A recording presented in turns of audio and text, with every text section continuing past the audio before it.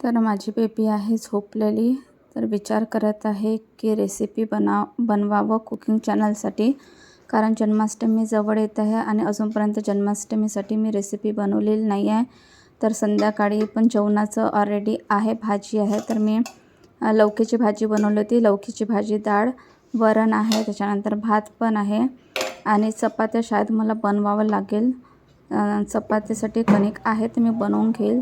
तर म्हटलं इवांशी झोपली आहे तर मी पटापट रेसिपी बनवून घेते. तर म्हणून मग मी घेतलं आहे 2 चम्मच तूप. ॲक्च्युली मला काही सामान पण हवं होतं, पण आता एवढ्या रात्री जाईन कोण हा एक विचार होता, म्हणून जे पण माझ्या घरी अवेलेबल होतं तर ते मी यूज करत आहे.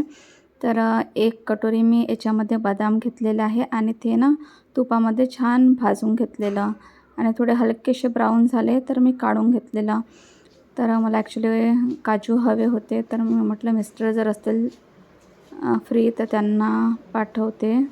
तर बघते तर मिस्टर आहेत झोपलेत, म्हणून विचार केला जेवढे आहेत तेवढेच यूज करते. तर अर्धा कटोरीच हे काजू निघालेत, तर अर्धा कटोरी मी काजू घेतलेले आहेत. त्यानंतर 1 कटोरी पिस्ता टाकलेला. मनुका पण माझ्या घरी नव्हता, तर मग जे अवेलेबल घरी होतं तेच यूज करत आहे. मखाना होता तर 1 कटोरी मखाना झाला आणि इवा कधी उठून आली मला कळलंच नाही. आता ही झोपेतून जेव्हा पण उठते ना रडत नाही, काही नाही, चालतच येते. मला बघत मी जिथे असली तिथे येऊन जाते. तर मला कळलंच नाही ही झोपेतून उठून आली. तर तिच्या हातात मखाना दिला. ॲक्च्युली तिला आवडते मखाना. तर पिस्ता पण छान भाजून घेतलेला आहे आणि हलकं ब्राऊन झाल्यानंतर पिस्ता काढून घेत आहे मी. आता त्यानंतर मी 1 कटोरी यामध्ये मखाना ॲड करत आहे आणि मखाना पण छान खरपूस होतपर्यंत भाजून घेणार आहे. याच्यामुळे कसं ना जो कच्चापणा राहतो तो निघून जातो, म्हणून हे भाजणं गरजेचं आहे. त्यानंतर ड्रायफ्रूट्स कमी पडत होते, तर म्हणून मग मी शेंगदाणे यामध्ये ॲड केलेलं आहे. तर घरी जे पण अवेलेबल असलं त्या हिशोबानेच मग मी मॅनेज करून घेते. असं काही जरुरी नसते प्रत्येक वेळेस की शॉपमध्ये जाऊन आणलंच पाहिजे. तर जेवढं असलं त्याच्यात मी मॅनेज करून घेते. त्यानंतर कोकोनट होतंच माझ्याकडे ऑलरेडी, ड्राय कोकोनटचा किस. तर 1 कटोरी ड्राय कोकोनट किस टाकलेलं. आता हे जे आहे हे आहे मिश्री, रॉक मिश्री आणि क्रिस्टलवाली. बघा तुम्हाला जवळून दाखवते. क्रिस्टल मिश्री आहे, ही खूप हेल्दी मानली जाते आणि हे बघा याच्या आतमध्ये धागा आहे, तर ही खूप हेल्दी असते. मी माझ्या घरी कुठलीही साखरेची वस्तू खात नाही, तर त्यामुळे मी एक तर गुळाचा वापर करते, नाही तर मग या मिश्रीचा वापर करते. तर हे मी 2 कटोरीनं मिश्री घेतली. 2 कटोरीपेक्षा थोडं कमी घेतलं म्हणजे खूप जास्त गोड होऊ नये म्हणून. त्यानंतर 1 कटोरी मी यामध्ये पाणी टाकलेलं.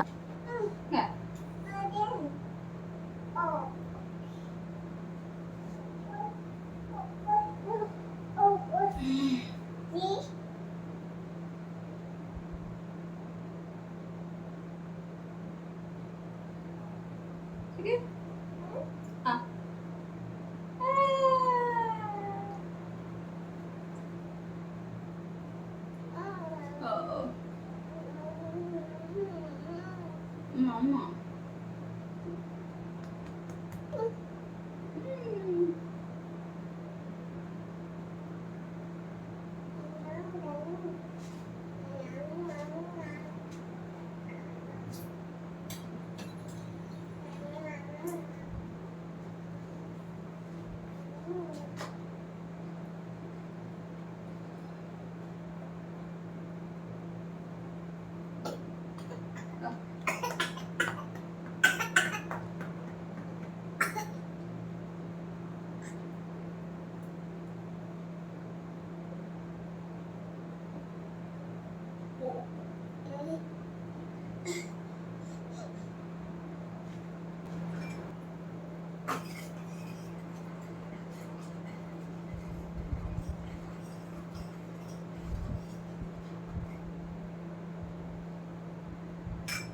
तर गॅसवरती पाक व्हायसाठी ठेवलेले आहे आणि हे ड्रायफ्रूट्स थंड झालेले होते.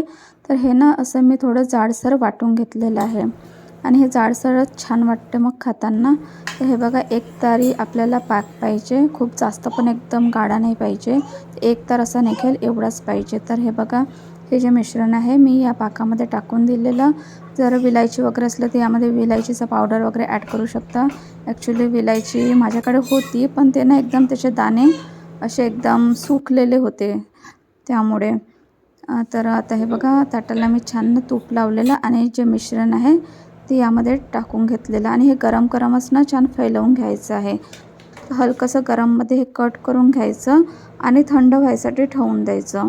जोपर्यंत छान थंड होत नाही तोपर्यंत ताटातून वडी काढायची नाही, नाहीतर ते तुटू शकते.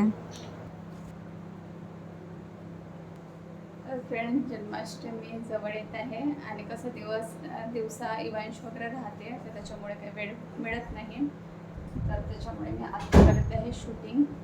आता वाजलेले आहे 12:15 रात्रीचे आणि आता रात्री मी करत आहे शूटिंग. ॲक्च्युली अजूनपर्यंत बेबी झोपलेली नाही आहे, पण तिचे पप्पा आहेत तर ते बघत आहेत. तर हे बघा जन्माष्टमी स्पेशल प्रसाद तयार झालेला आहे. ते याला पाक म्हणतात. तर हे ड्रायफ्रूट्सपासून बनवलेला पाक आहे. तर फ्रेंड्स, झालेली आहे म्हणजे रेसिपी रेडी आहे बघा. पाक रेसिपी हे बनवलेले आहे मिश्रीपासून. तर हे सर्व ड्रायफ्रूट्सपासून बनवलेले आहे आणि आता 12:30 वाजलेले आहेत रात्रीचे. खूप झोप येत आहे आता. तर इकडे पण आता अंधार झालेला आहे, तुम्हाला दिसत असेल पूर्ण अंधार झालेला आहे. सॅटर्डे मुलाला आणि मिस्टरांना पण सुट्टी असते, तर त्यामुळे थोडंसं लेट पण झालं तरी चालून जाते, म्हणून मग मी शूट करत बसलेली.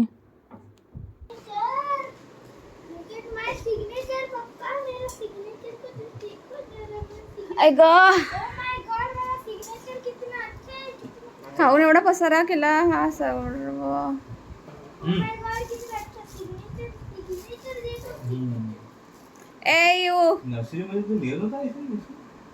थोडा बहुत.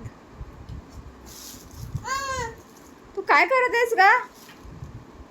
एशियन खाते का? घे मग मी ठेवत आहे.